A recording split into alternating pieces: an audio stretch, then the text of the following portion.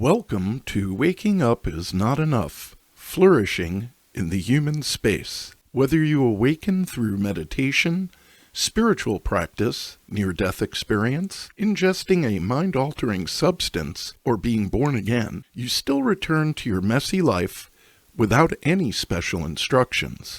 In this podcast, Polly Young-Eisendrath and Michael Berger talk with scientists, spiritual teachers, and other experts about how awakening can connect to a new path for flourishing and development on which waking up is important, but not enough, and growing up is never finished. Polly and Mike bring different kinds of expertise to the conversation. Polly is a psychologist, Jungian analyst, mindfulness teacher, author, and longtime practitioner of Zen Buddhism, as well as the founder and director of the Center for Real Dialogue. Mike is an expert in psychedelics, an entrepreneur, a skeptic, a practitioner of Jewishness, a documentary filmmaker, and a real dialogue specialist. The Center for Real Dialogue produces and edits this podcast entirely through donations. We want to keep it available for free to our listeners. Our unique perspective needs to be supported by people like you.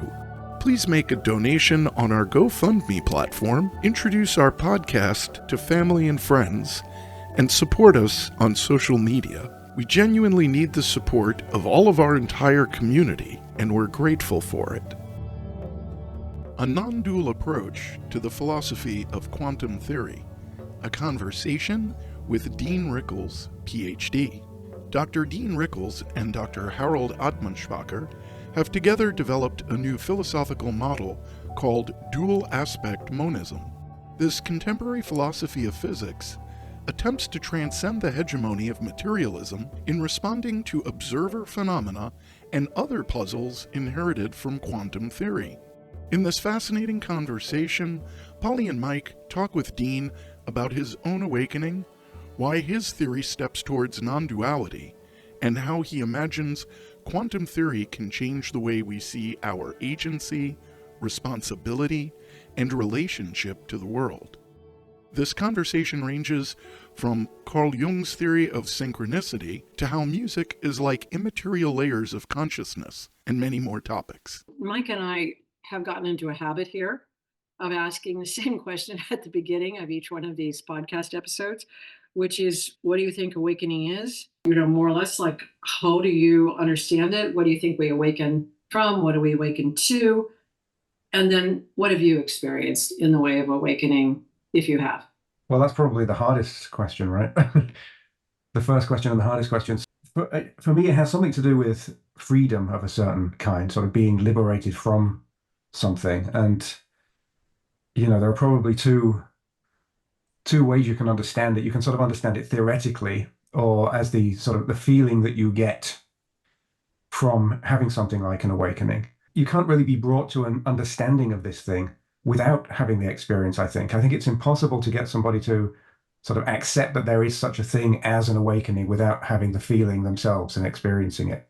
But what you can do is try and sort of frame it in some way, and try and explain what actually happened to you when you had that feeling, that awakening. So, theoretically, I think one way of thinking about it is in terms of dimensions, and I've seen other people sort of use this kind of approach, which is that, you can think of it almost as a growth of sort of an evolution of consciousness through stages where you start in the material, right? You're at the whim of purely material forces in the world, which is something like 3 dimensions, just the 3 dimensions of ordinary matter. And then there's a development that happens where something like a reflective self emerges that can sort of imagine itself in the future and sort of position itself in the present and think about itself in the past. So it kind of grows a dimension, which is like growing a degree of freedom. We call these things degrees of freedom in physics, like a whole other way of moving and seeing the world. And usually we stop there, right, with this 4 dimensions. You have a material world and you can imagine moving around in it in the future and having moved around it in the past and experiencing it in the present. But then awakening is something like realizing that then there's another dimension that gives you another degree of freedom. which gives you not control, not just control over the world, which consciousness and the mind does, but you get control and sort of freedom with respect to the mind itself. So there's a layer beyond the mind that lets you consider what you want your mind to be like and how to operate your mind. So that's a sort of a more theoretical way of thinking about it. In terms of the feeling way of thinking about it, I think the best way of thinking about it is something like what happens when you're in a dream and you become lucid in the dream, right? So in the pre-lucid state, there's something that feels like a perspective, right? The dream is happening to you. There's an environment there, feels like a world. So you're in something like the four-dimensional situation. And becoming lucid is realizing that you have this additional freedom in the world. You have control to operate the thing in a different way. And there is literally a feeling to it, a snap, a switch that happens where you realize you are free in a different way than previously. And I mean, the thing I always do when I get lucid in a dream is fly. I immediately decide to fly every time because it's the greatest feeling. So awakening something like this the degree of freedom to choose how your world is, because you realize that the environment is yours and the mind is yours to move and operate in certain ways. So it's a kind of a lucidity, becoming lucid in everyday life, which is sort of an increase in the sense of agency that you have. And obviously what you can do with that is, well, not be so wrapped up in what your mind's doing, because you realize that you don't have to identify with that mind or with the world, certainly. And there's something beyond, so you can get more control over the mind. So you bring up the word control a lot here. Also, the idea that there are degrees of freedom in relation to control. I wonder what you mean by control. I.e. being at the whims of. So if you're purely material, if the world were purely material, then you would be at the whims of the physical laws of that material universe. You don't have the freedom to operate it, right? You are being moved by it. If you identify with the mind and you say, well, I'm not the world, but there is this mind and I think that's what I am, well, then you're at the whims of what your mind is doing. And if people get hold of your mind and are able to manipulate you, then you have no means of control anymore. So then going beyond the mind and realizing that you're not your mind, then you have a degree of freedom emerges where you're not sort of manipulated and moved by your mind anymore. Do you get free of control when you are in awakened states so that you would not feel or experience a need to do it, to control? Sort of, I think what I mean is you get free of being controlled at the level of mind, but there's no reason to think that when you go into this meta state that you're not also then part of something else, another system, where you don't have complete freedom in that realm. You'd have to awaken again, which I actually think is possible, is completely possible. That there's another degree of freedom, another dimension that you can then move into to then navigate this lower dimension. But that's just an example of trying to explain to somebody that hadn't had the experience what the sort of feeling is that you get in an awakening. So my awakening was, and I certainly wouldn't have believed that there was such a thing 2 to 3 years ago. I would have dismissed the notion of an awakening 2 to 3 years ago because I was kind of a materialist, to be honest. So my own experience happened without any sort of substances or anything like that. We're just finishing a book. It was during the COVID situation, finishing a book on the shortness of life, in fact. And I sort of just brought myself to the sort of a satisfying conclusion of being okay with the idea that life was short. And I sort of accepted it. And I was reading things like the Egyptian Book of the Dead. And I had the classic situation of absolute brightness and bliss, total breakdown of world self, to such a degree that it was very terrifying, actually, like a feeling of going mad. But it didn't really end. I mean, it hasn't really ended. You just sort of get used to it. The idea that there's no split between the mind and the world, really, and this sort of a brighter feeling to the world, a brighter sort of almost more color to the world. So that's what happened with mine, and it was completely spontaneous. And so that is a kind of classic Kancho or awakening breakthrough. And the one thing I would say about that in relation to, just since we're talking about awakening, that lucid dreaming is different from dream yoga in Tibetan Buddhism, because dream yoga really is wanting you to see the experience that you had in waking life, that you're creating a dream and you can break through that dream. When you are breaking through the dream experience in lucid dreaming, it shows you that you're in something that you're also creating, and you can break through that. Yeah. And so, that experience that you had in waking life then was more or less like what dream yoga is teaching. And that's a bit different than the way people use lucid dreaming, where often they do things like fly or go somewhere in the lucid dream. Yeah. So most people have had a lucid dream, and I think not so many have had the sort of awakening in ordinary life. So the closest I can think of in terms of things that other people might have had is something like a lucid dream, in order to describe the spontaneous switch in your sort of perception of what the reality is that you're within. So it's not completely the same, but it's about as close as I can think of as describing the sensation, the feeling side of it. Maybe there's other ways, better ways of thinking about it. Can I jump in and just return to the notion when I heard you describe degrees of freedom? I heard that in relationship to one's sense of agency, and not necessarily control over self or environment, but in terms of agency over the content of mind. And I thought of, I guess the term I would use, I get from Robert Anton Wilson, it's as if greater degree of freedom, you become a meta-programmer. You can actually see or experience how you are programmed, and then you can operate at that level, whereas at a lower degree of freedom, you're subject to the constraints of the programs that are beyond your capacity to experience as programs that you can operate on as if you were a programmer.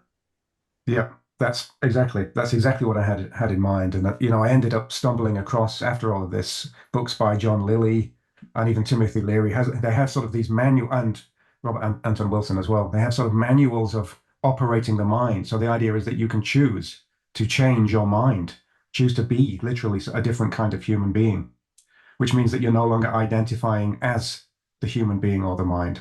There's something beyond that the meta programmer, right? So that's exactly, what I have in mind. And then, as I said, there's no reason to think that that's the final stage, right? Right. There are increasing degrees of freedom in that model, for example, which I believe Wilson and Leary, the Eighth Circuit model of consciousness. And I guess it was the 1984 book that Leary wrote, Changing My Mind Among Others, where he describes all these different experiences in his life and how, I guess, his understanding of human psychology grew well beyond where the West was at that time. And in fact, I find it fascinating that only now is science catching up to the theory these people were writing about 40 plus years ago. And John Lilly is an even more complicated, deeper rabbit hole than either Leary or Wilson, in my opinion. And neither one of them catches up at all to, the first through the 5th century in India. The Abhidharma and Yogachara are very detailed maps. They have really stood up very well with neuroscience and cognitive science. But to get off of that theoretical level, the issue also about personality enters into this, because people do wake up, as Ken Wilber says, where they are. And we are constrained by our defenses. And so even when we break through the, let's say, sort of this sense of subject and object, this sense that there's a world out there and that we are in here, that sense really is not established until we're about 2 years old, developmentally anyway. But then when you break through that with self-awareness, you're still getting your takeaways from where you are. Mike and I have had this conversation many times, but it is and I think it enters into dual aspect monism also, because it's the idea of how you make a meaning. How any individual generates meaning has to do with the virtual headset or the viewfinder they're looking through. And nobody can look through every level of viewfinder. when the Buddha went through this elaborate awakening, which lasted for hours, and he went to apparently, the highest heavens, he was asking the question, supposedly, who's in charge here? And at each level he got to, all the beings said, we don't know.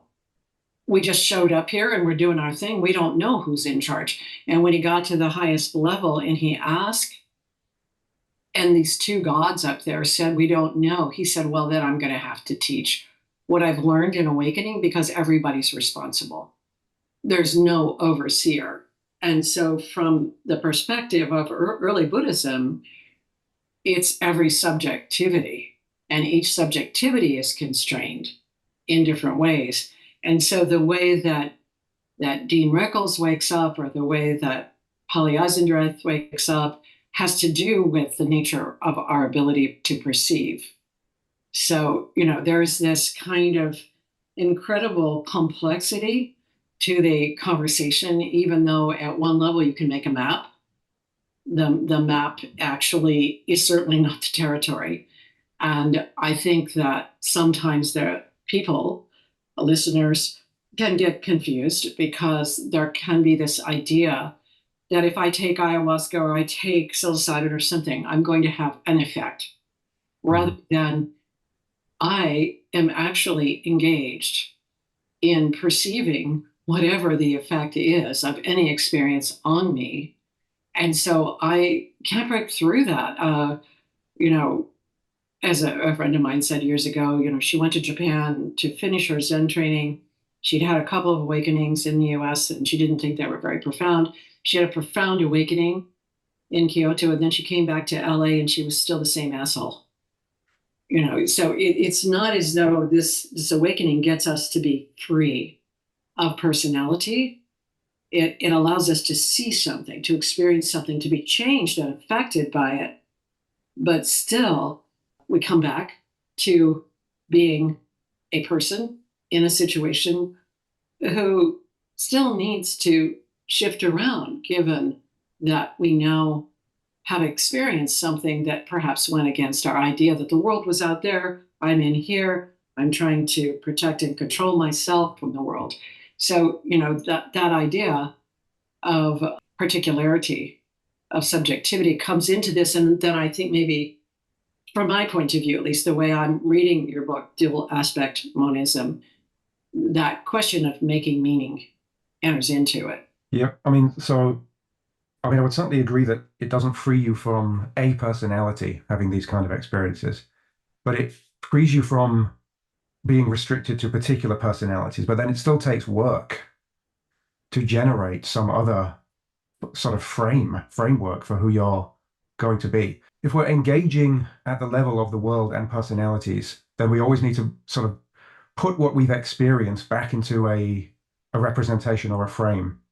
Right? This is part of the problem. When you do psychedelics or have any kind of experience that goes beyond the subject-object distinction, you always have to then come back, and if you want to describe it, eliminate elements of that original experience. Right? You're always trying to make something potentially infinite finite in order for it to be understood, and obviously it's not quite the same thing. I think the same thing happens with the personality. You realize that there is a thing that is way bigger than a personality, that can encompass many different potential personalities that you could have, many different polys that you could be. But to engage then at the level of this almost lower dimension again, you have to choose a set of clothes, of sort of, personality garments, to then engage in the world. Everything that becomes an object of awareness or manifest sort of experience has to be clothed in something. It has to have some sort of veil in which we are perceiving it. Otherwise, we don't get to perceive it. So in terms of the Dual Aspect Monist book, well, that really provides a model for exactly this idea, right? So the idea is that at root reality, at base, there is not even such a thing as number and being, non-being concepts. It's truly this unified entity. But that entity can never be made manifest. You can only manifest relative elements, right? Which requires a subjective pole and an objective pole, or a probe and a probed, or some sort of dual split in order to make itself manifest. And this sort of split situation, which is, I mean, this is where the dual aspect comes from, right? The dual aspects refer to something like subject and object. Maybe I should say something a little bit about the dual aspect monist picture, just so people know what this is. Yes, I think if you could introduce it also in regard to what people call non-dual practice, Advaita Vedanta. There are many practices that are called non-dual. And then the other aspect of this that I have a question about, because I've studied quite a lot of early Buddhism and have a number of friends who are scholars, there was definitely a disavowal of any kind of ontology. And because I think also in Asia, there was no Descartes. So there really wasn't the splitting of I think, therefore I am, or the subject and the object. In a certain sense, they didn't have to get back together again because they were never separated. And in the systems that I've learned from, particularly Abhidharma, then Yogachara, which are both, early Indian Buddhism, theorizing really what the Buddha taught after it started being written down, which was about 454 years after his enlightenment. So, it was an oral tradition, then it got to be written down. But the idea there being that as soon as you introduce thingness, like entity, or anything that seems to have thingness, ontology, you've introduced something that problematizes everything else. And so I don't know, in the system of dual aspect monism, I don't know if it is an attempt to use Western systems, and particularly quantum mechanics and some aspects of physics and some aspects of psychology, to bring about a different kind of theory that is a non-dual theory. If there's a reason why you avoided, say, early Buddhism and its theories, or if there's some other reason why there's an ontology. And because Bill Waldron in his 2 episodes with us talked a lot about, cautioned us against establishing any kind of ontology about early Buddhism, that there's any essence whatsoever. And now it seems like, your system establishes an ontology. And, again, I don't know if listeners are altogether interested in all of these words, but they have meaning. The words have meaning. So I'd like you to visit that as well. I'm just thinking that I guess from my perception, my perspective, and my very little understanding of your work, Dean, there seems to be quite a parallel actually between Yogacara Buddhism and what you're talking, or what I understand you to be talking about this, the dual aspect monism, that in what I hear you saying, these are 2 facets of reality, which in a way to me connects that with Yogacara, in that all of these experiences, in one sense, arise from or are expressions of consciousness and flow, that there isn't a mind-dependent external reality to us. And that it's in that separation through Descartes that we got trapped in this epistemological black hole. And so if the East may not have ever fallen into it to the degree or extent the West has, am I getting close, though, that there may be a correlation between what you're describing and what Pali is describing in Yogacara? Yeah, I mean, there's an extremely strong parallel to, things like Advaita Vedanta. It's almost exactly parallel to Advaita Vedanta, because the idea of our approach to dual aspect monism is that you start with, we call it decompositional dual aspect monism. You start with the undivided totality, which is not, you can call it an ontology if you like, but it's not anything like a normal ontology. It's not an ontology of things. It's literally an ontology where there is only something like pure potentiality for all things, for being, for non-being. The way I think about it, I'm not sure whether Harald Atmanspacher, who co-authored the book, thinks of it in the same way, but I think of it as something along the lines of Schelling's Godhead or Jakob Boehmer's Ungrund. It's being beyond being and non-being. And it has to be that, because by making certain decompositions, you are generating, it's the ground of all of the things that we experience, right? By decomposing, you generate, through these splits, things like being and non-being, subject and object. And it seems to me that subject and object is slightly more fundamental than is much more fundamental than other opposites, because it's a ground that is required for having perceptions, experiences, observations, knowledge, all of these sort of epistemic states. But those epistemic states are not fundamental in our viewpoint. That's why we call them epistemic, right? They're not ontological. So in this sense, it's very parallel to Advaita Vedanta, where you start with something undivided in the same way. And you have these splittings, right, into states of what look like knowledge, but they're illusory. They're non-fundamental. So there's a strong similarity there. I mean, just to say something about this dual aspect approach and how it fits into things like the Cartesian split that you mentioned, Polly. So it fits historically in the sort of the domain of the philosophy of the mind-matter problem, right? So we have various options. We can either say that everything is mind, right, in some sense, which leads us into these idealist positions, or we can say that everything's material, and we have, sort of the common modern-day physicalist kind of positions. They're both monist positions, of course. And then it was Descartes who said, I mean, largely as a result of what were considered to be serious problems, like how do we generate minds from matter and how do we generate matter from minds, right? Descartes' solution was, well, let's just have them both equally fundamental, or neither is more fundamental than the other. So we have mind and matter in reality. But then we get this whole other problem, which is, well, okay, if they're equally fundamental but so very different, how do they interact? But the sort of the damage has been done in some sense by this point, because now we have this idea that there is a split between the two domains, the two realms. And the problems previously of the monistic positions are accentuated, right? Because we have this feeling that the world's out there and we're in here. So the dual aspect monist approach goes sort of contrary to all of those standard orthodox positions and says, okay, what we'll say instead is that neither mind nor matter is fundamental. There's something else that's fundamental, that is neutral with respect to mind and matter. Because we have to accept in some sense, though, that we do have experience, and we do seem to have an experience of the world, right? This is the appearance of things. We have to somehow include it or explain it. We can't just sort of ignore it. So we have psychophysically neutral domain, which splits into these aspects.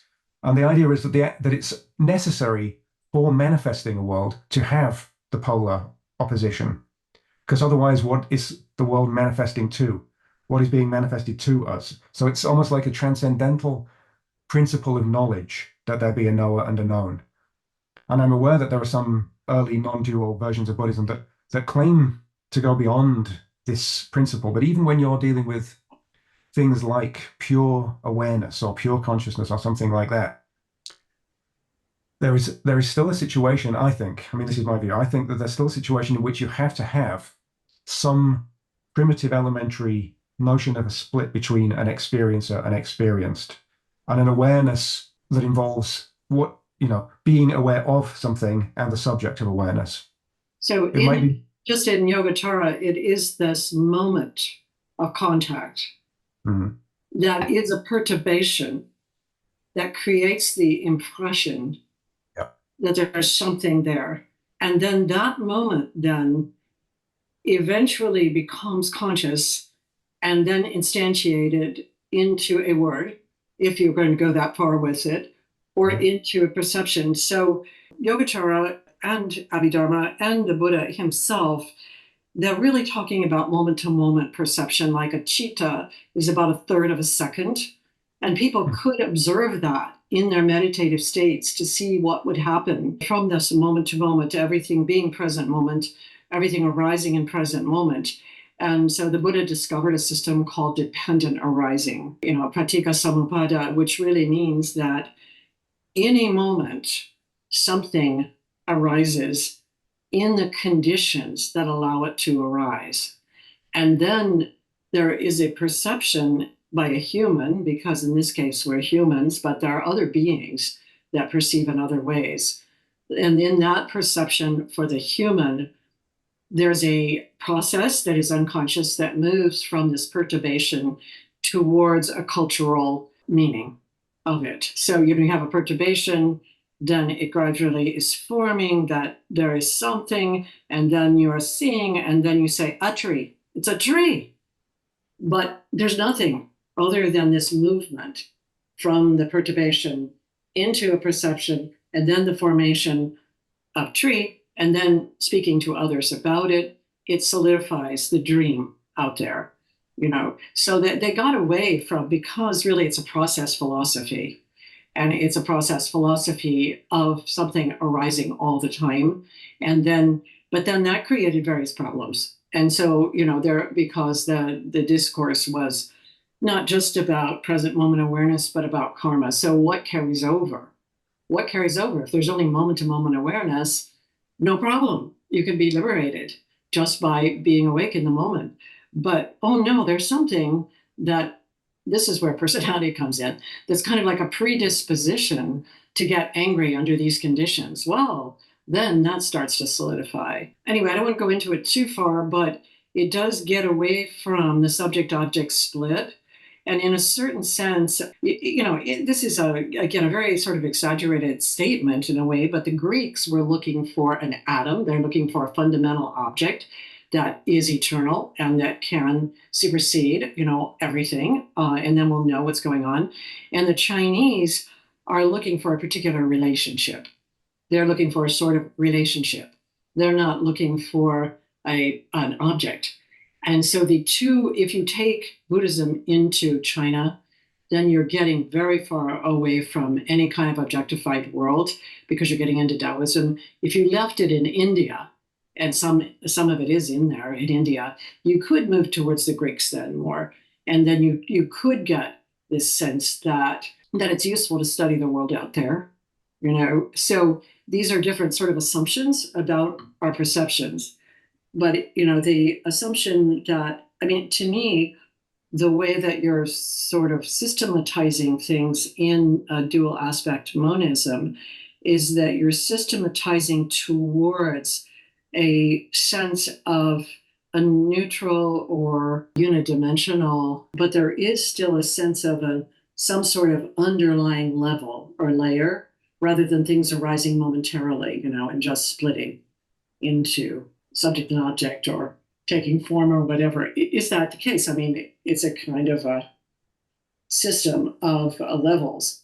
So when we speak of psychophysically neutral domain in the book, that's to acknowledge that there are, as you say, layers of structure in this thing that we're conceiving. And the idea is that in the limit, it becomes something completely structureless, such that you can't even say, as Parmenides calls it, one, because one is still something that is too contained.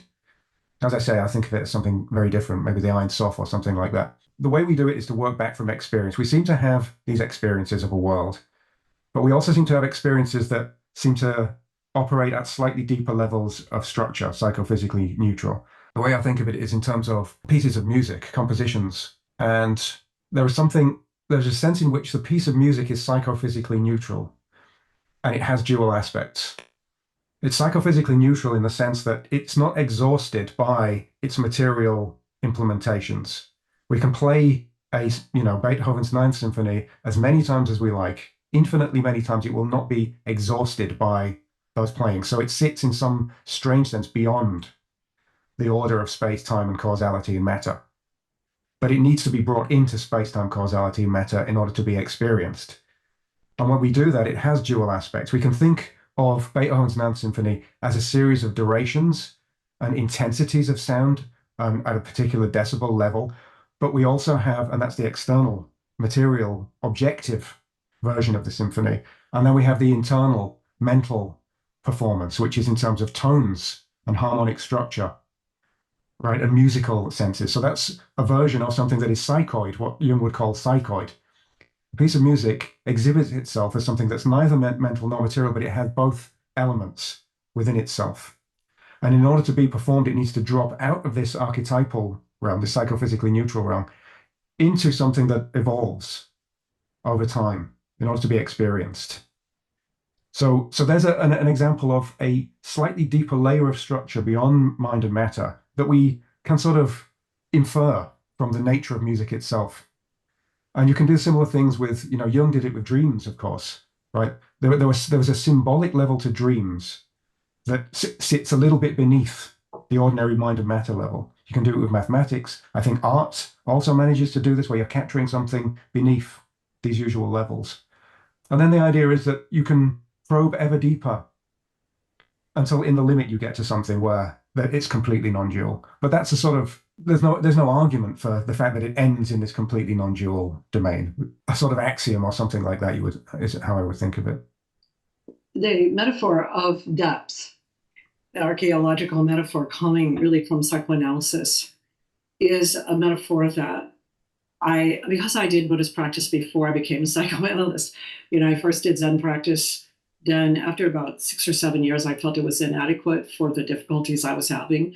Then I went to psychotherapy, and then I started to train as a psychoanalyst. Then I became a developmental psychologist. So I went the other direction than a lot of people go. I went from the experiential into the theoretical, the personal and the theoretical. I was really aggravated by this idea of depth because I hadn't encountered it in anything that I was practicing in Buddhism. And it seemed to me to be a metaphor that was kind of narrow. Once I understood why Freud was using it, it was a timely metaphor for him. And archaeology was just coming on the scene and so on. But then it seemed to stick around. And then there seemed to be layers of mind that had to do with depth. I've tried to be tolerant of it because I understand, I think I do believe people find it useful. But at times I wonder also if it becomes a kind of stumbling block, that people think they're not deep enough or something. They haven't gotten to the depths of this or that, I think, that's just not true. I mean, every moment is arising as a particular experience. And some moments may seem more profound than others. That's questionable to me because that's looked upon, usually from a conscious level. The way that you describe the music, certainly that resonates with my experience of Beethoven, but also I'm always aware that there are people playing this music. It's not the sound of the spheres. It's the sound of humans performing music that was created by a human and then puts us into a particular framework. So exactly. So this is the point, in order to be experienced, we know that it has to be brought into this level of duality. But we also know, because of what we can do with it in this level of duality, that it's ever so slightly different from this duality. The piece of music itself can be understood as something like, along the lines of the harmony of spheres, but we're not angels and composers aren't angels, so we can't experience it other than through its material manifestations.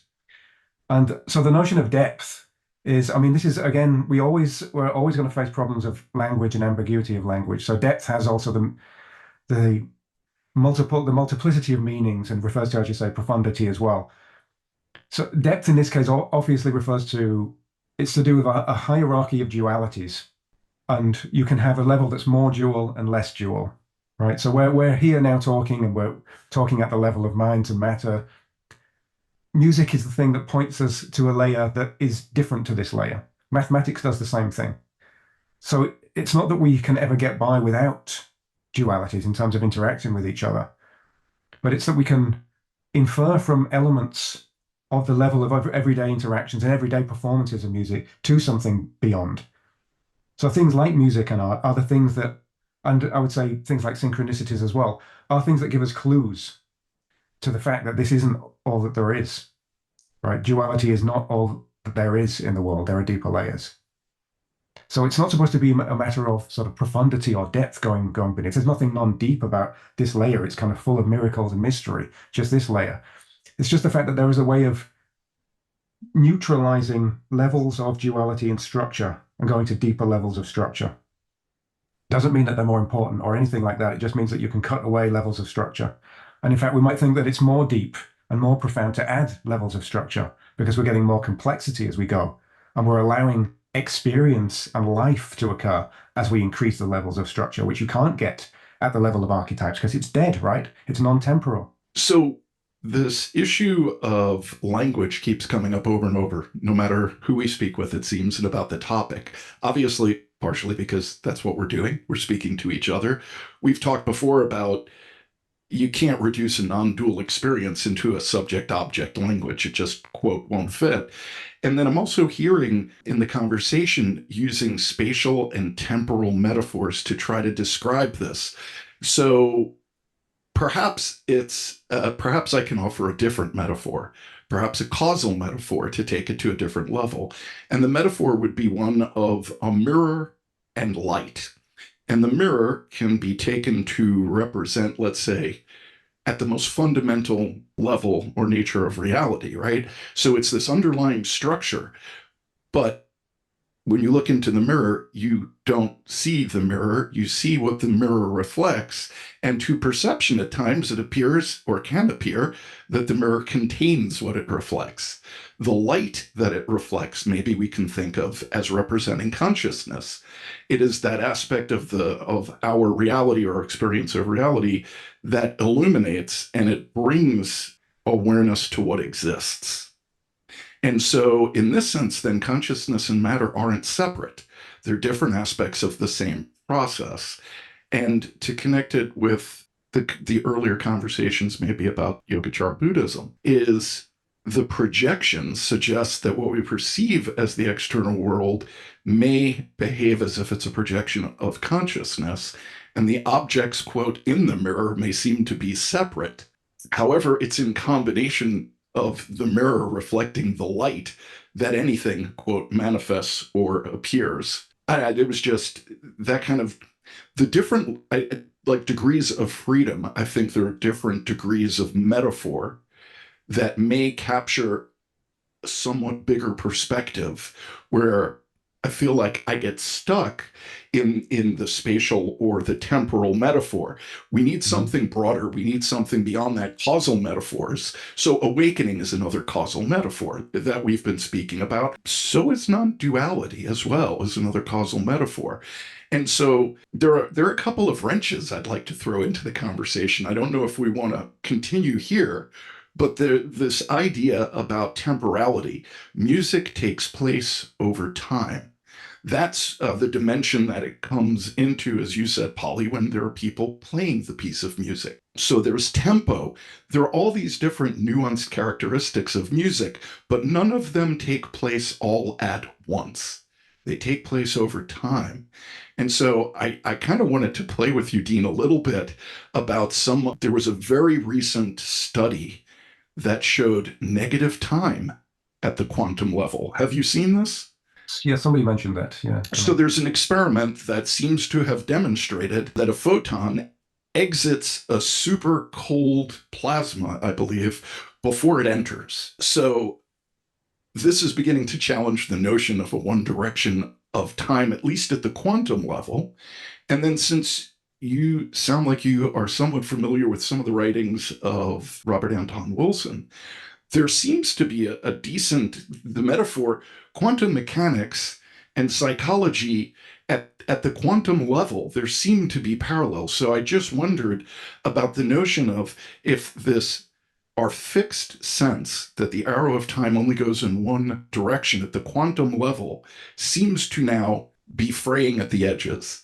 And I think this has potential implications for consciousness, identity, agency, responsibility. And I just wondered if maybe you can riff on that a little bit, since maybe you may not. I mean, it's a very recent article, this study that just got published. On the spatial metaphor, so there were two things that you introduced there. So on the spatial temporal metaphors business and the need for something else, I'll just give you one example that I think is another way of thinking about what I was trying to do with the music example, but it fits a little bit more what you were just saying there. And there's an example due to David Bohm. So Bohm was also trying to seek something beyond causal order and space, time, and matter. Right? He called it the implicate order. What we would call non-dual would be something, or psychophysically neutral would be the implicate order. This dual realm would be the explicate order. And he has a really nice example that connects to your idea of the mirror and representations and these issues you were mentioning, which is that he says, so imagine we have an aquarium with a single fish in it. And we are making video recordings. We have video cameras pointing at the fish from different sides of the aquarium. And we don't see any of this. We don't see the video cameras or the fish or the aquarium. What we see are video feeds on a pair of screens. Say we've got two cameras. Video cameras on a pair of screens. And as the fish is moving around, those screens are going to show what look like different things, right? One fish is maybe moving towards us on the screen, and one fish might be moving to the side on the screen. And we'll notice strange correlations. It looks like every time one does something, the other does something. But we know, because we've constructed the example, that they're just representations, perspectives of one and the same fish, right? And it makes no sense in this case to speak of, well, which one's the real, what's the real fish here, right? All we've got in this case are representations that we're mistaking with the real thing. And in this case, we've got an additional interest, because although we've got correlations between the two fish, what look like two fish on the screen, that it's not causal. There's no causal correlation. It appears that they're causally connected because they're being projected from one and the same underlying reality. So it's almost like an example, like a model of synchronicity, of how synchronicity can be understood. The only difference is with synchronicity, there's the addition of meaning that connect the two screens rather than causation. So anyway, I thought I'd throw that in as a nice example of getting a sort of picture of what's going on when we think of reality and representation in the dual aspect model. And especially the idea that it makes no sense to speak of the fish in itself, right, the real fish, because all we have to go on are things like this representation. Enjoyed this episode of Waking Up Is Not Enough? Flourishing in the Human Space? Please consider supporting Waking Up Is Not Enough by contributing to our GoFundMe campaign. You can find the campaign linked in the description. Don't forget to hit like, subscribe, and tap the notification bell so you never miss an episode of insightful discussions and explorations into the human psyche. Waking Up Is Not Enough was edited and produced by Chris Coltrane.